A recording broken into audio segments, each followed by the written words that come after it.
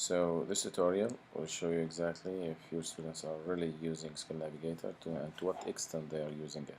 So you need to do is just to log in to your account, then select the assignment that you already assigned, for example 9B or 9A, reading comprehension. Then go to the dashboard.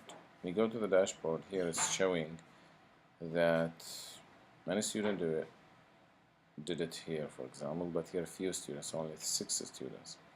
So half of these students who did the assignment are below instructional level, and the other half are passing. But let's get inside. As you can notice, this gray color means all of these students didn't use the Skill Navigator.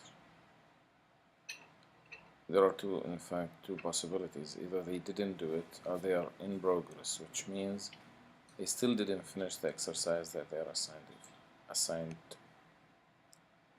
So in both cases, you need to follow up and make sure that they finish the assignments and they practiced well at home.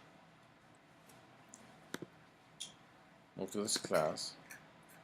As you can see, these students finished level 2 and they passed the exam or the practice. Independent learners, as you can notice here, they didn't touch it. There's one possibility they're doing the exercise, however they are not done with it. So in these cases you need to follow up.